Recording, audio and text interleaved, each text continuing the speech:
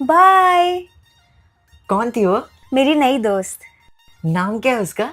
तुमको क्या करना है? अपने काम से काम रखो। इसकी इंफॉर्मेशन कैसे निकालूं? आइडिया। वैसे ये लैला कर क्या रही थी यहाँ पे? कौन लेना? वही जिसे अभी तुम बाय बोल रहे थे।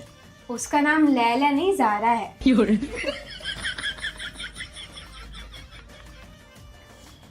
अच्छा, ये वही ज़ारा है ना जो डायमंड मंजिल में रहती है?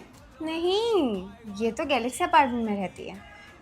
हाँ याद है, गैलेक्सी अपार्टमेंट टॉप फ्लोर 704 में रहती है ना?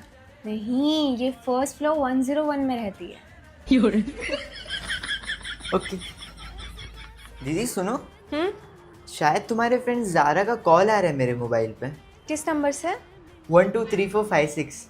अरे नहीं, उसका नंबर तो 98694827 1 है। ओके।